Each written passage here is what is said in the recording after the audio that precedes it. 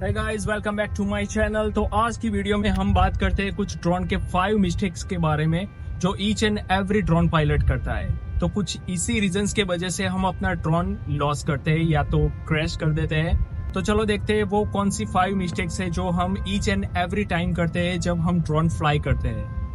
So many people are not focusing on drone sensors। तो पहले बात करते हैं सेंसर्स के बारे में। तो अगर आपके पास DJI का कोई ड्रोन है तो आप इजीली आइडेंटिफाई कर सकते हो कि ड्रोन में सेंसर्स कहाँ कहाँ पे है। जैसे कि फ्रंट में यहाँ पे 2 सेंसर्स है और उसके बैक साइड पे 2 सेंसर्स है अगर आपके पास DJI Air 3 है तो, और कुछ सेंसर्स ड्रोन के नीचे के पार्ट में दिए हुए होते हैं। बट ड्रोन का जो साइड वाला हिस्सा है वहाँ पे कोई सेंसर्स नहीं होता है। तो हम गलती कहाँ करते हैं यहाँ पर ही कि जब ड्रोन को हम लेफ़्ट या राइट की तरफ जैसे मूव करते हैं साइड बाय साइड, तो उस टाइम पे उसके पास कोई सेंसर्स नहीं होता है और उसी टाइम पे हम गलती करते हैं कि अगर साइड में कुछ भी ऑब्जेक्ट हुआ तो ड्रोन सीधा क्रैश हो जाएगा, क्योंकि ड्रोन आइडेंटिफाई कर ही नहीं पाएगा कि साइड में कोई ऑब्जेक्ट है। सो नेक्स्ट टाइम इस चीज़ का ध्यान रखो कि जब भी आप ऑर्बिट शॉट ले रहे हो या तो फिर कोई साइड शॉट ले रहे हो तो ड्रोन आपके सराउंडिंग के सामने होना चाहिए, कि आपको पता होना चाहिए कि ड्रोन वहाँ पे है और उसके आजू बाजू में कोई भी सब्जेक्ट या ऑब्जेक्ट ऐसा नहीं है कि जो ड्रोन के बीच में इंटरफियर करेगा।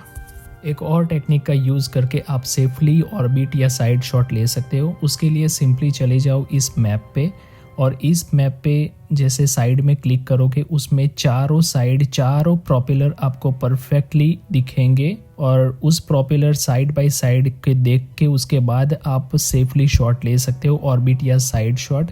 जब आपका ड्रोन आपसे बहुत दूर है तो आप उसके बाद भी सेफली शॉट ले सकते हो ये टेक्निक का यूज़ करके।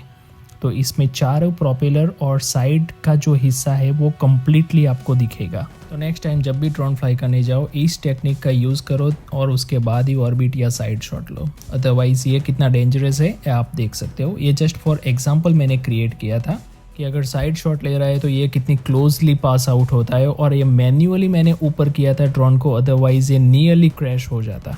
सो be careful with this things, क्योंकि बिगिनर हो या प्रो लेवल तक के पायलट भी ये मिस्टेक कर सकते हैं। And if you guys looking for a more drone tutorials like how to take best attractive waypoint hyperlapse videos, cinematic drone moves, drone updates, then don't forget to subscribe my channel and give a big thumbs up to this video. Now let's talk about best way to orient remote antenna। तो अगर इस तरह से हम remote antenna set करके drone fly करते हैं तो देख सकते हो क्या हो जाएगा। तो ये वीडियो मैंने जस्ट फॉर एग्जांपल बनाया था कि इस तरह से एंटेना सेट करके अगर हम ड्रोन फ्लाई करते हैं तो क्या होगा। तो एट दैट टाइम सीधा ही नोटिफिकेशन मिल जाएगा सिग्नल लॉस्ट या फिर तो वीक सिग्नल, ऐसा कुछ नोटिफिकेशन मिलेगा। तो ऐसी सिचुएशन में पहले तो हम सेफ्टी सेटिंग देख लेते हैं। इसके लिए सिंपली चले जाओ सेटिंग में और सेटिंग में जाके लास्ट वाले ऑप्शन में मिल जाएगा advance safety setting. Advance safety setting में जो सिग्नल लॉस्ट वाला ऑप्शन है उसमें RTH सिलेक्ट करके रखो। ये सेटिंग कभी भी चेंज नहीं करना है। इस सेटिंग का बेनिफिट ये है कि अगर सिग्नल पूरी तरह से लॉस्ट भी हो गया है तब भी ड्रोन ऑटोमेटिकली आपके पास ही आ जाएगा। So keep this setting on. And दूसरी चीज़ ये करनी है कि ड्रोन फ्लाई करने से पहले रिमोट कंट्रोल का एंटेना 90 डिग्री पे अपवर्ड पोजीशन में इस तरह से हमें सेट करना है, उसके बाद ही ड्रोन फ्लाई करना है, तभी एक स्ट्रॉन्गेस्ट सिग्नल मिलेगा। सो इसी तरीके से मैंने ड्रोन रिमोट कंट्रोल का एंटेना सेट करके 7 किलोमीटर तक दूर भेजा था मेरे ड्रोन को और उसके बाद भी स्ट्रॉन्गेस्ट सिग्नल मुझे मिल रहे थे। अगर ये वीडियो देखना है तो मैंने डिस्क्रिप्शन में लिंक दे रखी है, वो भी आप देख सकते हो। तो चलो अब बात करते हैं ऑब्स्टिकल अवॉइडेंस एक्शन। तो इसके लिए सिंपली चले जाओ सेटिंग में जाके ऑब्स्टिकल अवॉइडेंस में सिलेक्ट कर लो ब्रेक। तो मैं प्रीफर करूँगा अगर आप एक बिगिनर हो तो ब्रेक सिलेक्ट करके रखो। इस सेटिंग से होगा ये कि अगर आपका रिमोट कंट्रोल पे पूरा कंट्रोल नहीं भी होगा उसके बाद भी अगर ड्रोन के बीच में कुछ आएगा तो ड्रोन ऑटोमेटिक वहाँ पे स्टॉप हो जाएगा, आगे जाएगा नहीं और क्रैश नहीं होगा। तो भाई ये फीचर तो बहुत ही यूज़फुल है फॉर सेफ फ्लाइट। तो मैं तो यही कहूँगा कि आपका पूरा कंट्रोल रिमोट कंट्रोल पे नहीं है तो इसको तो ऑन करके ही रखो।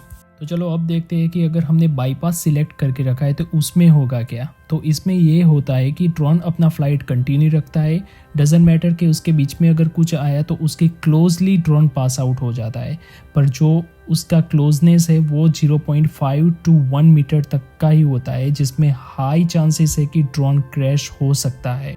ये फुटेज है जब मैंने मेरा फर्स्ट ड्रोन क्रैश किया था। तो मैंने यही बाईपास ऑब्स्टिकल अवॉइडेंस सिलेक्ट करके रखा था, उसके बाद भी ये इंसिडेंट हुआ।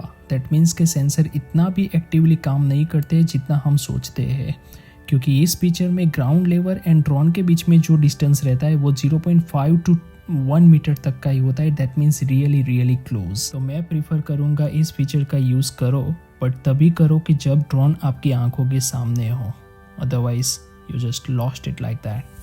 एंड अगर आपके साथ भी ये इंसिडेंट होता है तो पहले तो सिंपली चले जाओ प्रोफाइल में जाने के बाद क्लिक करो फाइंड माई ड्रोन में। जैसे ही आप उसके ऊपर क्लिक करोगे आपको एक्यूरेट प्लेस दिखाएगा कि ड्रोन आपका कहाँ पे लास्ट में क्रैश हुआ था। एंड जैसे ही आप इस ऑप्शन पे क्लिक करोगे स्टार्ट फ्लैशिंग एंड बीपिंग, तो ड्रोन कुछ इस तरह से आवाज़ करेगा और फ्लैशिंग करेगा। Now let's talk about update return to home points. तो चलो सबसे पहले ड्रोन को टेक ऑफ कर देते हैं। पर मान लो कि अगर मैं किसी बोट में ड्रोन को टेक ऑफ करता हूँ तो इसका लोकेशन कंटिन्यूसली चेंज होता रहेगा। उसके बाद अगर मैं रिटर्न टू होम करूँगा तो वो ड्रोन वहाँ लैंड होगा जहाँ से मैंने टेक ऑफ किया था।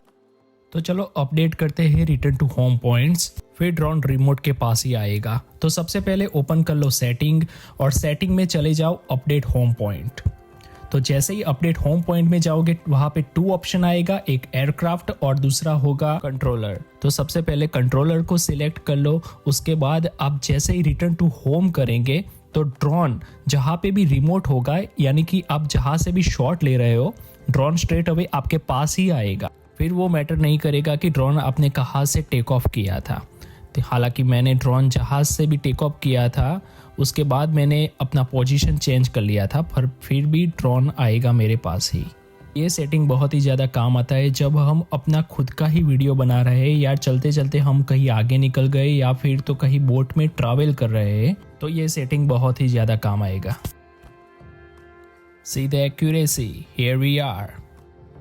तो चलो अब बात करते हैं वेदर कंडीशन के बारे में। तो एज अ बिगिनर कोई नहीं सोचता है वेदर कंडीशन के बारे में बिफोर फ्लाई। तो अभी नेक्स्ट टाइम जब भी आप ड्रोन फ्लाई करने जाओ तो वेदर कंडीशन चेक करो, और उसमें अगर दिखा रहा है wind more than 20 kilometre per hour तो उस टाइम पे प्लीज़ ड्रोन को फ्लाई मत करो, अदरवाइज फुटेज भी अच्छा नहीं मिलेगा और एल्स आपका ड्रोन क्रैश भी हो सकता है। एंड एक्सट्रीम हॉट वेदर है तब भी ड्रोन को फ्लाई मत करो, क्योंकि उस वेदर में भी ड्रोन की बैटरी है वो जल्दी ही हीट हो जाती है और ड्रोन क्रैश होने के चांसेस हो जाते हैं। ये हाइपरलैप्स मैंने हाई विंड में लिया था, तो आप देख सकते हो कि वीडियो का जो आउटकम मुझे मिला है बहुत ही ख़राब मिला है। यही हाइपरलैप्स अगर मुझे स्मूथली मिला होता तो वो तो दिखने में कुछ अलग ही अट्रैक्शन बनाता। But anyway, that's alright.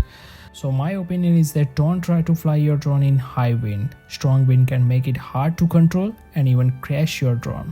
So always check the weather before flying. That's all for the video, guys. If you find something new from this video, don't forget to subscribe my channel and give a big thumbs up to this video. And if you have any question regarding the drone, leave a comment and I will get back to you.